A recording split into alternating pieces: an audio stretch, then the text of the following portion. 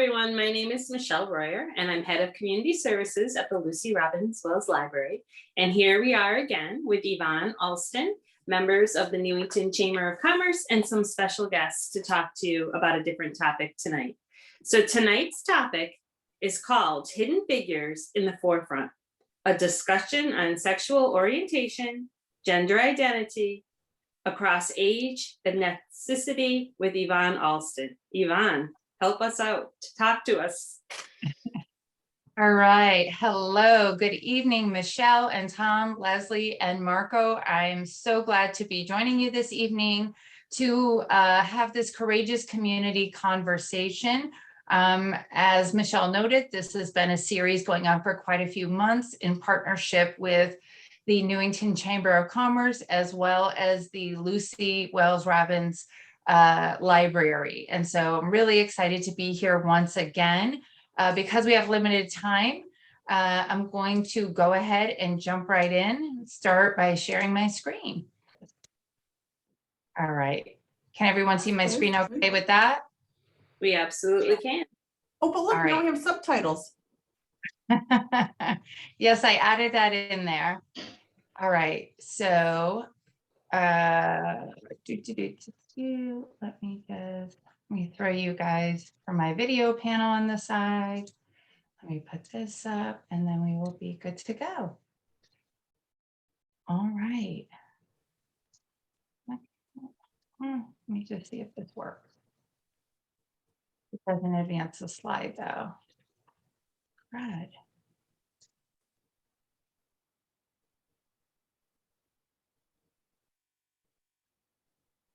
Oh, there we go. Okay, sorry. All right, let's go back. All right. We're good to go now. Sorry for the technical difficulties. Now, all righty. We're still on record, right? I thought you stopped it. Yes. Nope. It says it gives me the option to pause recording, so it's still recording. All right, here we go. So with that, we're going to go ahead and jump into sexual orientation, gender identity across age and ethnicity. So today's discussion is going to focus and really kind of broaden out our understanding of LGBTQ. A lot of people have been wondering lately, especially different generations, what do the initials stand for? What's with all of this, as some would say, modern day stuff about how people identify?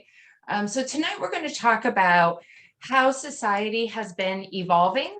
And so are folks that have perhaps just come into gender expression or have been hiding their identities. Hence, part of the title being about hidden figures. But for some people who have what we would consider normal identities, this can kind of be hard to comprehend and digest, and especially when you have people who come from different backgrounds, come from certain religious beliefs, and just come from different belief systems overall. And so we want to talk a little bit tonight about how do we define some of these terms. How do we embrace and engage with those whose gender identity has either changed or might be in the midst of transition? And what are some of the differences between understandings on sexual orientation, gender identity, and such? So with that, I wanted to highlight, as you can see on your screen, some of the different identities, right? So when we're talking about LGBTQ, we're talking about folks who identify as lesbian, gay, bisexual, and transgender. And we've seen an evolution of that acronym to now include IA+. And that is the addition of intersex and asexual. But the plus also denotes that there are several more identities that have been both discovered and brought to the forefront. And so, oh, there's Tiffany. Awesome. And so with that, hi, Tiff. we see this broadening of terminology and the wider acceptance of those who might identify outside of what we consider heteronormative or the heterosexual normalcy, right?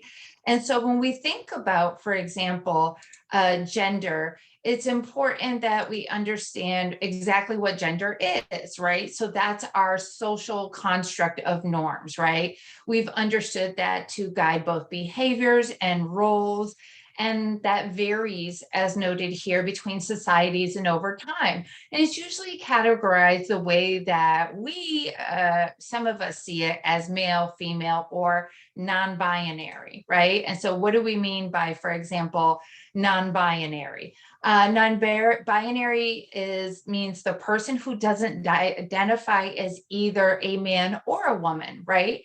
They feel that they're in between perhaps two genders or not part of any gender category. And then when we go into gender identity, this is really about your own internal sense of being a man or a woman, right? That's outside of gender binary terms. So when we talk about transgender, for example, a lot of people have a lot of misguided notions around what that really means. Transgender folks could be straight, they can be lesbian, gay, or bisexual. So for example, this might be a person who transitions from male to female and is attracted solely to men, would typically identify as a straight woman in most terms, right? But when we think about that, this is a person who goes to having a different gender identity, but perhaps their sexual orientation can stay the same as what it was prior to that change. Does that make sense to everyone? All right. And so when we think about, for example, gender expression, that's how people represent their gender to others. So that could be in the manner of dress. That can also be in the manner of which pronouns they use. And there's a lot of talk these days around pronouns, and pronouns are very important. You will see in my naming convention here, we have Yvonne indelible presence, she, hers, her.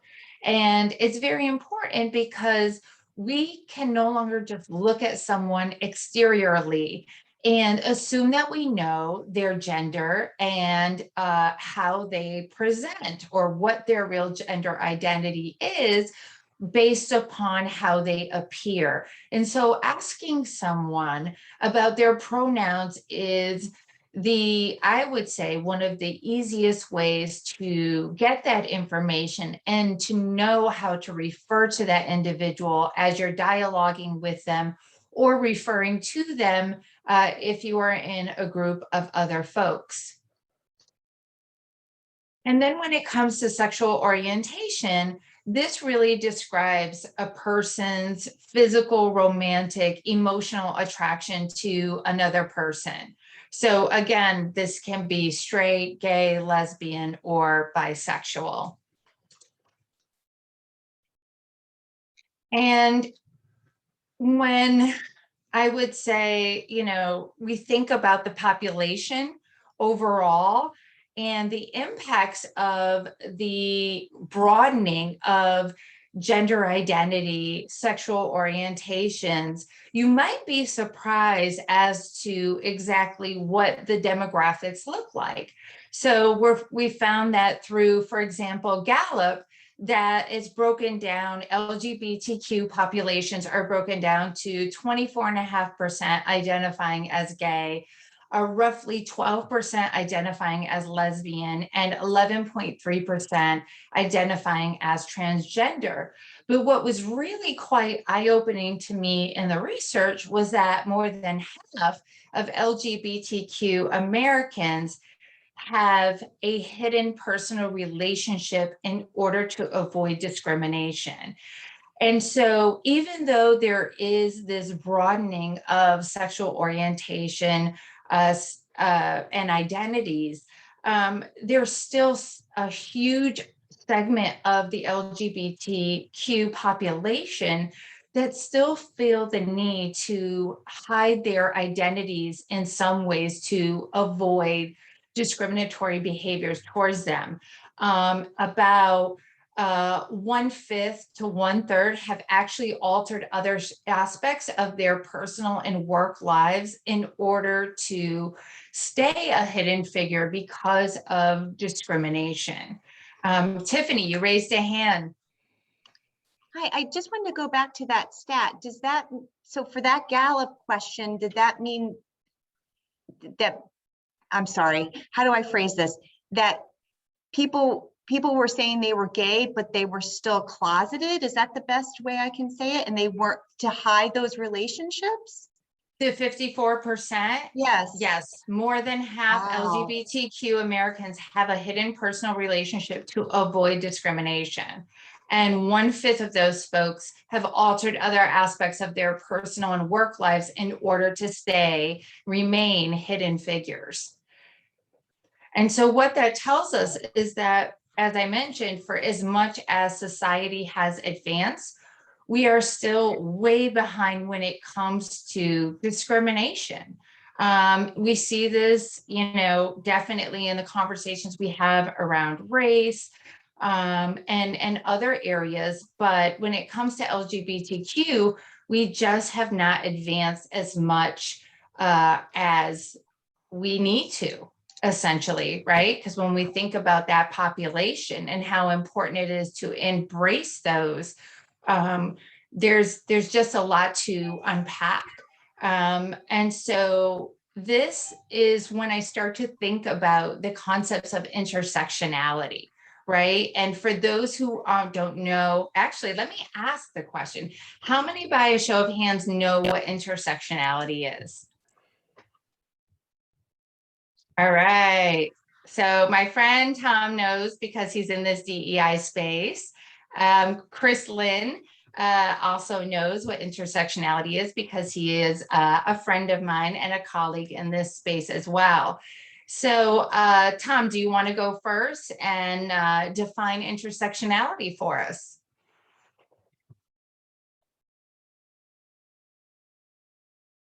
Sorry, I had to hit the unmute button. The dogs were barking.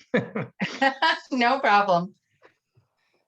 Intersectionality is where things really get interesting because it is that intersectionality of how a person wants to identify. You could be Black and gay. You could be Black and atheist. You could be white and transsexual. And you bring these different things together and it really means all the different categories of people, how you tend to want to identify them as opposed to how they want to be identified. And some of these things, like you can't hide very well your skin color. Some people try, but you can hide your sexual orientation. And so you may make assumptions that somebody is a white male and not recognize that it's a white gay male or a white transsexual female. So absolutely. Thank you for that, my friend. So he's absolutely right. Intersectionality really acknowledges that people are often disadvantaged by multiple types of oppression because of how they identify. That can include racism, homophobia, and classism. And it really just, intersectionality looks at the individual, right, through a lens or a prism. And it allows us to see the way in which various forms of inequality and inequity operate together and kind of exacerbate one another, right? So when we think about for groups that are historically marginalized, and I think Tom hit on a key one, for example, for those who are Black, who also identify as LGBTQ, 17% based on some recent statistics note that they've been physically threatened or harmed because of their orientation. LGBTQ people of color face higher rates of unemployment. And that's around 15% for those who identify as African Americans, 14% who identify as Latin or Hispanic, and 11% of those who identify as Asian or Asian Pacific. And so when you think about that and you think about the gravity of those impacts on individuals who have these layers within them of identities, how impactful that can be, how hard that can be, and what that can cause in terms of life stress. When we think about, for example, our youth, those who are in high school or middle school, right? They're already grappling with the dynamics of who they are in terms of personality and other attributes. And then to layer in having a racial identity that may be a minority or a majority in a given setting, and then adding in that layer of how they might identify from a gender identity or a sexual orientation standpoint, and how very difficult and weighty that is.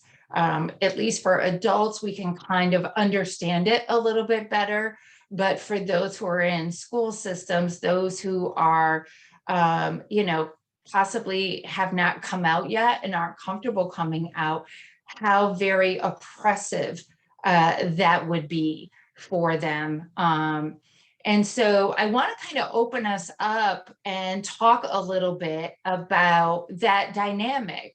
Do you know anyone that is in, whether it's in your personal social circles, your work circles, anything like that, that have spoken about this, that have talked at all about the weight of intersectionality, and certainly as it relates to their gender identity or sexual orientation?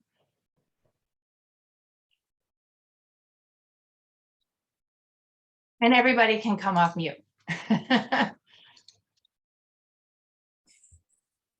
I can actually say, coming from a school district, this is a conversation I have a lot with many of my students, both from when I worked in a high school setting in an urban district to now working in a suburban district in a middle school setting. You do get this a lot where individuals, one, are just trying to find it, like you said, are trying to find their own identities, number one, and just in themselves. And then now you have to add on the fact of understanding where they are in the equity lens, and then also on top of that, finding out on their sexual orientation and how that affects them and their friends, and who they're talking with, how they're talking with individuals, even conversations they're having with their parents and how they feel. So like, this is something that you see a lot, especially in the school setting. Yeah. And I would imagine it's very difficult. I'm not an administrator, I'm not a teacher in that space, but what so far has been done in the school setting in which to advise these youth and to provide them proper support programs? The interesting thing with that is that we are learning too at the same time.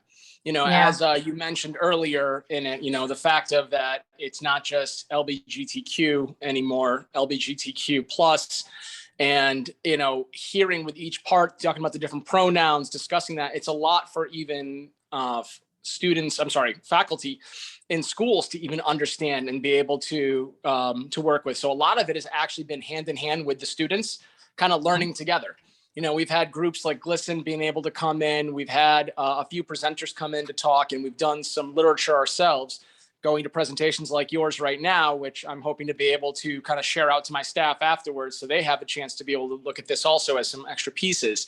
But, really a lot of it has been just hand in hand with the students, kind of hearing from them personally and getting a chance to hear like, what are things they need, or what are some of the struggles they're having? And then we try to find from there the different supports that we can put into place for them. Oh, that's fantastic. Oh, go ahead, Michelle. I would say, Marco, I like what you're saying. I am in a similar situation at the library where I've known a lot of these children in the opposite sex as they identify now. I want to make sure they're comfortable can I say, oh, I remember when we were in story time together, or, are they starting over? Some people are starting over as a new person. Like, what's acceptable and what's advisable, I guess. Right, absolutely. And, oh, Marco, were you going to chime in there? No, I'm sorry. I think I just lost some of the internet. That's the reason why I kind of went out and back in again. Oh. I was just listening at that point. I agree. I do agree. It is to that point of trying to understand what is acceptable and not. Like, I can say I've had conversations with parents who have come to us to let us know that their child is transitioning and they're learning about it too at the same time. They said they're letting us know, like, it's okay if by some chance, when they've changed their name or they've changed their pronoun, if you said it incorrectly, they're doing the same thing. They try to make it an ease on both sides. And then we let the students know straight out that we apologize if we make mistakes. We're trying. We want to make sure we do the right thing. We do ask for that. We do ask for as much as possible. And we even have other areas that come into play where you'll have individuals are transitioning, but families don't know about that yet. So we are the first to talk with them about it and help them go through that change, and being able to help them first understand and identify and being able to be called by their name or their new pronouns that they would like to be before even family sometimes. So like we do go through that tricky slope of understanding that and trying to support where we can. Yeah. Well, that's fantastic. Oh, go ahead, Tom. I was just going to say, besides the kids, just looking at adults, I mean, think about the psychological problems that occur when a person can't be their full self. Yeah. So you think you come back to work on a Monday morning back when we used to go to the office, and what's everybody talk about? What I did over the weekend with your spouse. Well, that person who might not be straight isn't going to bring that issue up, and they're going to be left out of that conversation, having to hide it. And if you think to put yourself in more common situations, but think about if you have a ailing parent or something like that at home or something like that, and you suppress that identity of yourself when you go to work, what that does to you inside, the trauma that occurs over time. And that's why this bring your full self to work is so important. That when you're oppressing that, the psychological trauma that's going on inside is terrible. Absolutely. That's fantastic segue, because, when we talk about trauma, oftentimes people aren't attributing it to this, right? People are thinking about the trauma with the big T's, right? The horrific life events, car accidents, death of a loved one, etc. They're not thinking about the daily doses, if you will, of trauma that come from whether it's dealing with microaggressions, dealing with being teased, or as I noted, that statistic around Black youth who identify as LGBTQ having been physically threatened or harmed because their orientation. Just the fact that you have to worry about those type of things creates psychological trauma. And then, as Tom noted, having to hold back parts of oneself in order to, deal with it, to feel like you need to fit in and not be an outlier. It's really hard, and it's very emotionally weighty. And so I think Marco touched on the aspect of kind of the talking with older adults, right? And we know that sometimes, whether that's for individuals within our family that we know that perhaps have a different sexual orientation or gender identity, that can be really hard, right? When we think about coming up on the holidays, right? And I was very mindful of that with this particular topic. How do you have some of those conversations with some of the adults in our lives, right? Whether it's you're the parent and it's about your child's gender identity or transition, or it can be family friends. It could be, in different dynamics of community. And how do we talk about it? Because I will tell you from firsthand experience, My mother totally doesn't get it at all. Even the topic of it makes her just squirm in her chair. She doesn't know how to approach it. She can't wrap her head around the acronyms. She can't even understand why people would even feel that way, right? And then sometimes we have this layer in also of the religious aspects, right? For those who might identify as Catholic or Christian, and what the Bible says. And so you're kind of, again, going back to the dynamic of the intersectionality, there are all these layers of complexity that go into this that have to be thought about and considered. And so before we get into talking about kind of some tips around how to have those conversations, how to broach these subjects, I wanted to pull in my friend Chris Lynn, because we recently had an interesting dialogue about the topic of, in terms of adults and children, and especially young children, when it comes to gender identity and sexual orientation. So Chris, if you could come off mute and just kind of share with the audience tonight a little bit of what we talked about and the challenges in terms of your own family structure, and then also if you could speak to the intersectionality with also being a member of the AAPI community. Hello, everyone. My name is Chris Flynn. Yvonne, can you hear me okay? Yep, can hear you loud and clear. Awesome. Pardon any background noise. I am in the car currently, but yeah, my name is Chris Flynn. I go by he, him, his. I am a cisgender, straight, Asian American male. And Yvonne and I were talking about my own family a few weeks ago.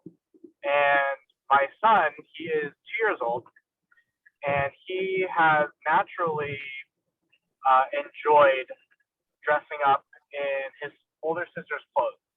And I think that, you know, while many children go through a phase of just dressing up, he's gone through it a bit further with wanting to put on makeup, nail polish, mimicking putting on lipstick, a lot of female, what we designate as female-oriented activities. And so the conversation that, you know, Yvonne and I had was, well, how does that affect our family dynamic? And to give some background, I grew up in a very conservative Chinese Christian home. And when I told my parents this, specifically my father, about these activities that my son was doing, he was like, oh, well, it's just a phase. Or like, oh, like, you know, he dismissed it. But in my mind, knowing about the LGBTQ community, you know, there is a possibility that he may be gay, or he could be someone who could be trans. I don't know. We don't know what his identity is at the moment, or what his orientation is. And the important thing is, as a parent, that difficulty of being open to what your children or others around you, who they are, and also being mindful of, you know, the activities that we assign genders to. That is something that we also have to be aware of, because just because we assign a certain activity like putting on lipstick to be a female activity doesn't necessarily mean that they are gay or that they are a woman. And also the dynamic between myself and having to be an intermediary between those who may not accept him, including those who are close family and friends. So those are just some you know, things to think about when we have conversations. And these are all of the different pressures that individuals are going through on a day-to-day basis. And so I'm very excited to see what, you know, how the man or the person that my son is going to grow up to be, whether or not he is straight or gay or whatever his orientation is and whatever his identity is, because he is who he is, and no matter what, I am going to love him no matter what. And I am done speaking. That is amazing, Chris. And I just have to say, when Chris and I first talked about this, I thought to myself, wow, how incredibly brave for him to be so accepting and not try to steer his son in gender normative direction, right? Which many parents would, especially at such a young age, but being fully accepting of that from just a gender standpoint. But then when we think about it from, as I had mentioned before Chris spoke, from a religious standpoint, then from a cultural and ethnic standpoint, and there's a lot in there. And there's a lot of challenges that Chris's son may have to face, and Chris as well. But I was just so inspired and encouraged by his very quick response, if you will, when he and I were talking, to like, nope, I'm going to accept him for who he is, and whatever that is, and I will stand by his side, and I will champion for him, and I will advocate accordingly. And that's not an easy place to be. I've never been there myself, but I can't even fathom. I know that for my husband, we had a family member who identified as gay and was starting to dress differently. And that presented, I will say, from an African-American standpoint, a challenge for us as a family, because just like the statistics I quoted in the beginning, it is extremely taboo, I would say, excuse me, within the race, at least how I grew up. And so, when this individual started to come to family functions and with a different name and going by different pronouns, as well as was wearing a wig and makeup and all of this, for some folks, especially the older generations, it was very disconcerting for them. They didn't know quite how to react. They didn't know how to refer to the person. They didn't know how they felt. And I think an important takeaway for everyone on this meeting is to be very thoughtful and mindful about that, right? Because people are at their own place within diversity, equity, and inclusion journeys, right? So where we may be as and thinking of considering ourselves as progressive thinkers and feelers on this call, that it may not necessarily be those that are in our family dynamics or in our physical communities. And so I think, number one, always, and those of you who have been on these community conversations know that I always talk about grace and how important it is to extend that from one to another. But in terms of conversations, some of the issues that they might have, for example, might be, like I had mentioned my mom earlier, with terminology, right? And could really have a steeper learning curve when it comes to terminology and pronoun use. They might even be inclined to use outdated language, right? That might be considered offensive and derogatory now, because those terms might be familiar to them and what they knew before, but are out of step and out of sync with how we talk about gender identity and sexual orientation today. So helping them to move along on their understanding without being chastising or getting frustrated with them, I think is incredibly important, and is something that we all need to be very cognizant of. Making it clear that people are changing and that this isn't whimsical, as I think some older generations might feel and think like, oh, this is a phase, they're going to go back to whatever. There could be a dynamic of gender fluidity, and there may not. They may be very clear about who they are and how they want to be identified. And so our job and I say our commitment to diversity, equity, inclusion means that we are their advocates, right? We are their allies in this, and we help them along in that journey. And so helping those folks who may not understand terminology to understand it better. And I'm going to share out some resources at the end that can be very helpful for that. And when it comes to holidays, family gatherings, and buying presents, right? So we're coming up on Thanksgiving, we're coming up on Halloween, we're coming up on Christmas, right? And oftentimes people aren't thinking about those holidays and what it means when we have those folks that are in our midst, in our lives, that may have a different expression, right? For example, I'm thinking of Chris's son. Chris's son may want to dress up as a Disney princess this year. And it's beautiful that Chris feels like, you know, that's totally fine. And I'm going to go buy him that costume, and whatever he wants to do, he can be belle of the ball. It's all good with me. We might have family members that don't quite understand it. What happens when a child shows up to your door trick-or-treating and it's Yvonne dressed up as Spider-Man, or it's, you know, as I mentioned, Chris's son dressed up as Tinkerbell, right? Being in that position to acknowledge it and to be willing to say, you know, let them identify how they want to identify, give them that moment to embrace them for who they are and how they see themselves. Tiffany, it looks like you have a question. I'll just pause there for your question. Yeah, just to go back on your trick-or-treating, hopefully we'll be allowed to have trick-or-treaters at our door this year. And one of the best things to do, right, is you open up the door and you say, oh my gosh, Spider-Man, you are awesome. Oh, what a pretty princess.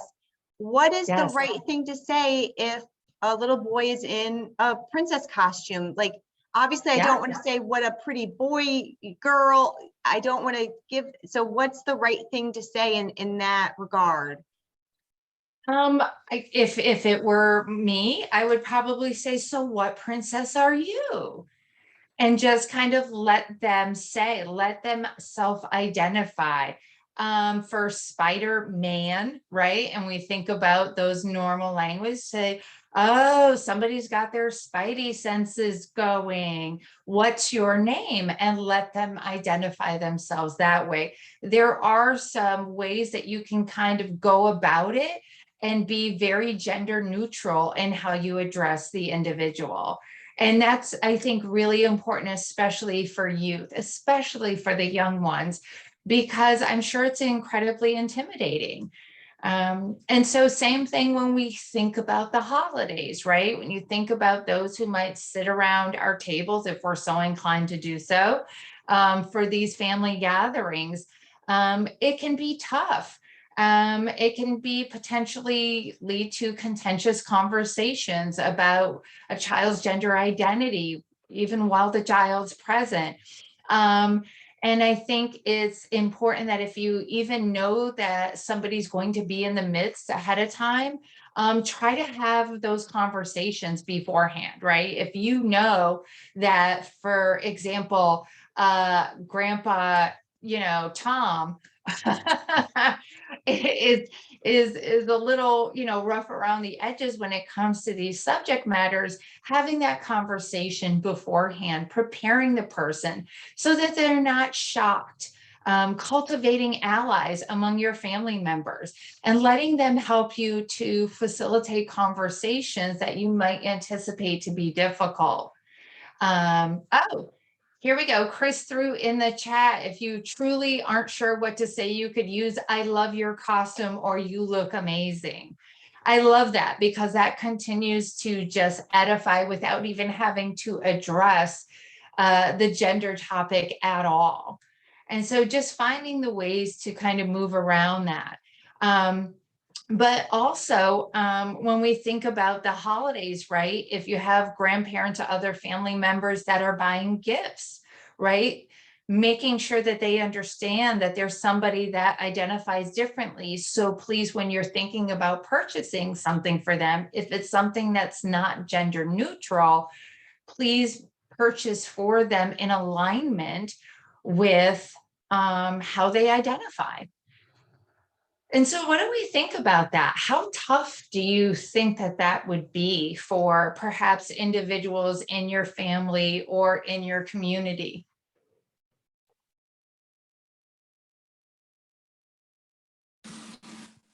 I think that all depends Marco. on the cultural background of the individuals. You know, Yeah. I think you go by, I think that looks at age and that looks at cultural background to determine on how their reaction to that would be. Because, you know, I think of my own family coming from an immigrant Italian background, many of them would totally not understand any aspect of that. Now, the younger that you are, you know, the more you've had the ability to research and understand and experience. But you think of other individuals from, you know, who grew up in the 50s, the 60s, and the 70s, they have a different mindset, a different understanding because of the way the world treated it back then. So some of them have grown and adapted while others haven't. So I think it really is almost like to scale based off of different factors that come into play. Yeah, agreed. Michelle? I was just gonna say, yeah. No, I was go ahead, and then Leslie. I was just going to say that, you know, some kids may just choose to be Big Bird or Elmo or this or that without any really changing their identity because that's what they want to relate to, but just because it's a character. And I know that has been, you know, what's the difference between children that just want to dress up as Spider-Man because it's their favorite superhero, or we're now talking about, you know, not wanting to offend a boy that's a princess. Like what is, you know, sometimes I'm not saying I'm making light of any of it, but sometimes that's not part of it. How do you know how to differentiate, if that's a better question? Yeah. Leslie, what did you have? And then Tom. I just wanted to go back to the holiday gift giving. You know, I have two nephews. One's a boy's boy and one's still kind of figuring out himself. So we would always give him whatever he wanted. One year, you know, we gave my one nephew a basketball and his twin brother got an apron and a cooking set and some muffin tins or something because he really likes to bake. Or cash, you know, at that point, we just give them what they like and then, you know, supplement with cash, always king for gift giving. Yeah, absolutely. But I love the fact that you're willing to pivot so that the person, you know, feels accepted, right? The fact that this other boy who likes to bake, and, you know, we can talk about gender norms when it comes to careers and different fields of study and so forth. And historically, we know that that was oftentimes attributed to female and so forth. But now, obviously, that's evolved tremendously, and inspiring someone to embrace who they are and what they love in terms of whether it's something they do or even whom they love is incredibly important. It is, I dare say, one of the biggest gifts that you could give anyone is acceptance and loving kindness. Chris said here in the chat, for me, in regards to differentiating dressing up versus emulating a character versus embodying, identifying as someone, it's not my place to have that conversation or ask unless they share it, right? And so that's another way to do it. If, you know, I'm guessing, Chris, that's in the context of, we were talking about dressing up for Halloween, or even as someone comes into a space, right, who might be dressed differently, someone who comes into the workspace, right? And you've always known them as wearing trousers and a button up, and then one day they come in and they're wearing, you know, perhaps a wig or makeup and dressing in heels. And how do you respond to that in a way that is not criticizing, that is not making that person feel uncomfortable? Go ahead, Tom. Yeah, I was also going to bring up, and it'd be interesting to hear some thoughts on this too, is, I mean, it's good that you've identified the circle that your kids are in, or that you interact with on a daily basis, and support them in that circle. But I think also you got to think about how to prepare them, the kids, especially as they're growing up, with some of the realities that are not so good out there. And I think, you know, in the case of in a Black family, as you're raising your son, how do you teach your son to drive as a Black teenager? You know, that lesson you don't learn in the classroom about The if you talk. get old, having Yeah. the talk. Yeah. You know, because you also owe it to them, if you're going to support them and allow them to do that, to protect them too, and make them aware that not everybody's as accepting as this is. I mean, I think trends are changing, but there are still those individuals that you've got to be very conscious of your surroundings. Absolutely. Absolutely. And thinking about, like, what do you do when someone refuses to accept someone else's identity, or you're out and about and, you know, people make comments all of the time, right? I have been myself in those situations. I went to an Ulta, which, in case there's anyone on the call who may not know what an Ulta is, it's like a cosmetics and beauty store. And they just opened up a new one by West Farms Mall. And I walked in there, and what was amazing to me was to see individuals that who were, you know, you could tell at least somewhat that they either were male at some point or still identified as male, but also identified differently because they were in, you know, full hair and makeup and the lashes and the nails and the whole 9 yards. And you had people walking in and talking to them. And I took the time to ask them, you know, their name. I saw it on the badge and was asking them just various questions.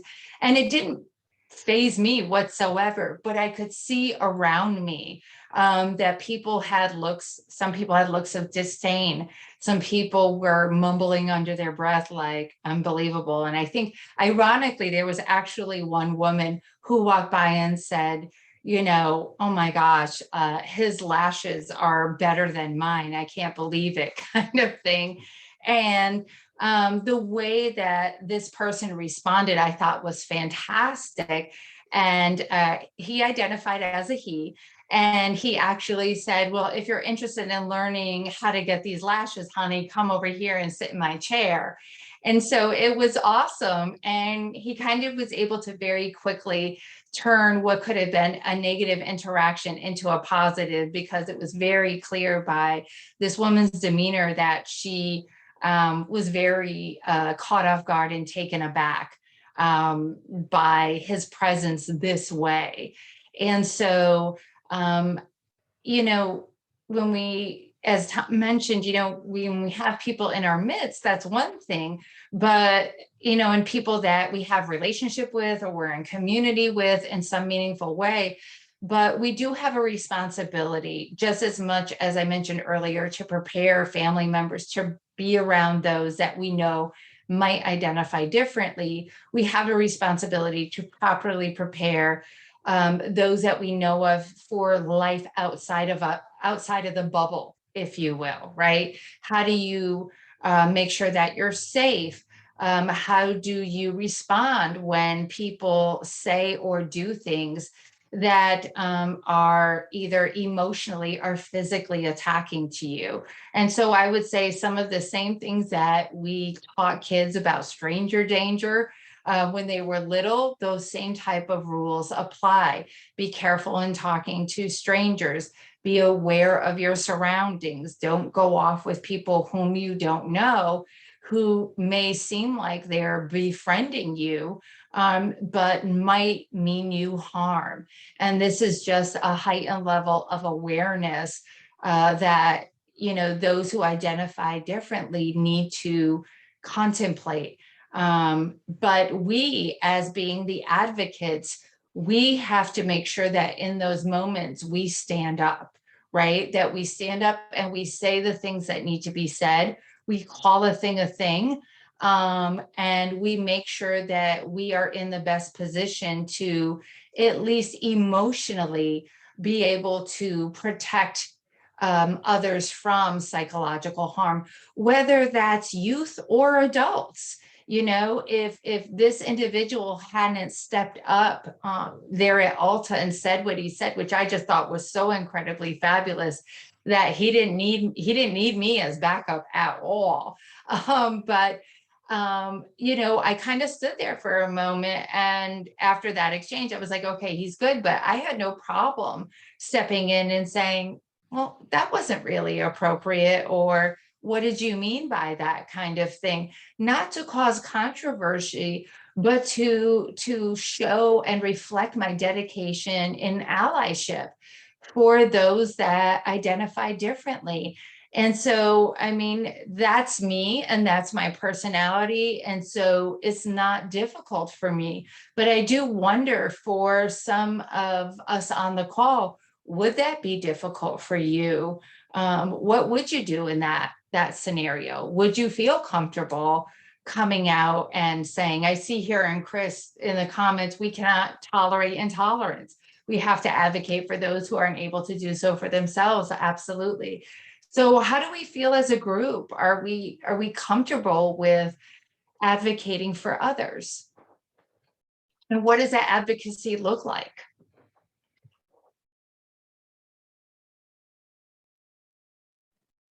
I Oh, think, don't get quiet on me now. Come on, Tiffany. I think going back into the other conversation we had, the last conversation you hosted about being brave, I'm ready for it. Yeah. To be able to do it. I haven't stepped in that space yet because, you know, luckily nothing has happened, or unluckily nothing has happened quite yet. So, but I'm ready with, you know, learning from everything you've talked about to be exactly what you said when you were in Alta. So yeah. Awesome. Marco, you raised your hand. Go for it. I think that's a very tough area for a lot of people. I think people want to be allies, want to help, and in their own right, they think they're helping by not being one more person causing the problem. But I think it's a struggle for many people to be the person who's going to step in front when that situation happens. And you know, I think back to, I know you and I have had conversations before, and we talked about Kendi's book, and he says the fact that if you're not willing to do that, you're still part of the problem.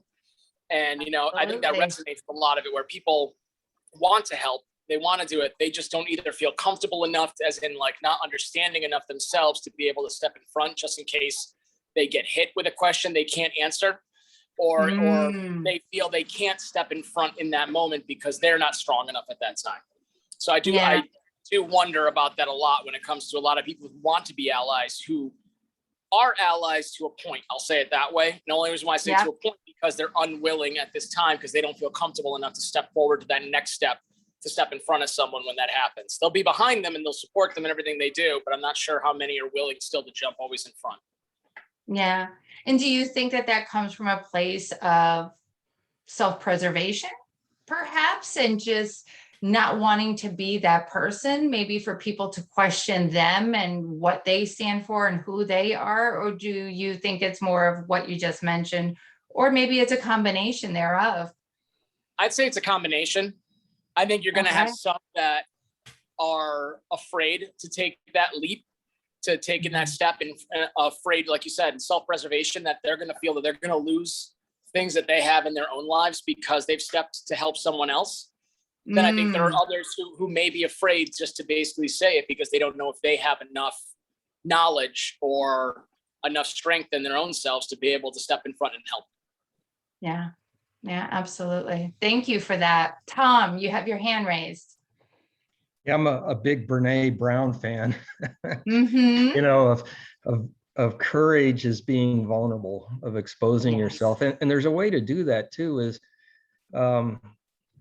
you know, how do you interact with a person to stand up against it? You know, if you were to say, "What did you say?" or "Why did you say that?" or "What do you mean by that?" You know, those you're going to get different reactions to that. And if you want an argument, you can get an argument. But what you want to try to do is have a discussion and see Absolutely. why they said something like that. There may be something that they don't understand or something like that. You may still disagree, but Right. you know, the ability to have a candid conversation these days is very lacking, I think, in many cases. Just take politics, for instance. Right, right. I agree. It definitely takes, I think, skill and, you know, de-escalation, if you will, tactics. And not everybody has it. Not everybody knows what those are. And so that is actually another resource that I'm going to be providing at the end of this conversation is a link to some de-escalation tactics that you can use where you can bone up on, again, those bravery aspects, as well as how to de-escalate in different situations. And so I know we're almost at time, so I want to thank everybody for being a part of this conversation tonight. We shared a lot of fantastic perspectives on LGBTQ. What are some of the challenges that are there when it comes to intersectionality, when people have multiple identities, and then how to engage with folks in one's own community when you know someone or have someone in your family or your circle that identifies differently. But as we leave off, I want to remind everyone how incredibly important it is to go into these conversations as well as into society with having those open hearts and mind, being curious and staying curious. If you want to learn more, there is no shortage of information out there, whether it's webinars, community conversations like this, movies, literature, as Marco pointed out, Ibram X. Kendi's book on anti-racism is another great one. But there's, again, no shortage of resources out there for you. And then lastly, to give and receive grace over and over again. We need it because we're going to make some mistakes as things and society continues to evolve. We're not always going to say and do the right things, but we own our mistakes, most importantly. And then we ask for grace and we give grace back to others as we need. And this is what's going to help, I believe, to propel society forward in very positive ways. So again, I want to thank everyone for participating tonight. I hope there were some learnings. If you have any key takeaways, I would love it if you would come off mute and share those right before we close out.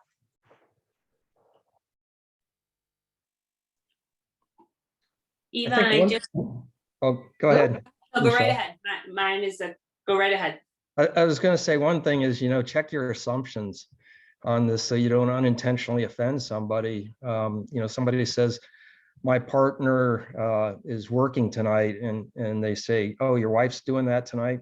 Well, he's working tonight. Those type of things, or those common phrases we all love, like, hey, you guys, or you're starting out the speech, ladies and gentlemen. How do you want to rephrase that? That's key. Love it. Yes, Marco.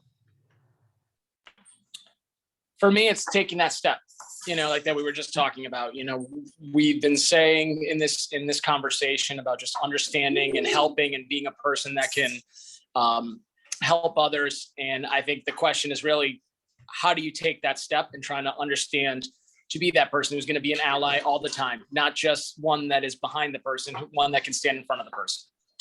Oh, I love that. And you just took it to the next level, right? Because I was thinking you were going to say stand next to the person, but you said stand in front of them. And that, my friend, is extremely bold. That is next level advocacy and allyship. And that's, I would say, you know, hopefully where all of us aim to be, right? Is go from behind to beside and then in front of, right? To be that buffer, to stand, to protect and to advocate for others. I love that, Marco. Awesome. Tiffany. Yeah, I just want to say thank you. I don't know a lot about this topic, And when one of my coworkers changed his pronouns on his signature, I went right over to him. I'm like, what's going on? I don't understand. And then I've been listening to some podcasts. Glennon Doyle has a great one about gender, where I really finally was like, got it. But it's all education, right? Like you say here, be curious. So if you're not curious to just educate yourself, if you don't have somebody who's, battling with their sexuality or not sure of their pronouns or anything like that, then you don't have to face it right, one-on-one. So I think it's wonderful that you're educating us, at least me, who don't have somebody right that I know of, I should say, in my family. But it's wonderful, and I agree, be curious and keep learning. Because this is, as you said, this isn't going away. And I think it's a really, really great thing. What we were talking about at the beginning of the conversation, that little girl or boy whose parents say, don't put on a dress, or don't, play with your brother's matchboxes, like just to squish them down so little when they're so little. I think it's so important that we take this shift as a society and as a community. Yeah, absolutely. Thank you. Leslie. It's really touching to hear what Tiffany just said. I mean, I have a daughter and a son, and how much of that was, don't play with the matchboxes, or the Legos are for boys, and it starts, at the Target originally. You go there, you get the short shorts for girls, you get the long shorts for boys.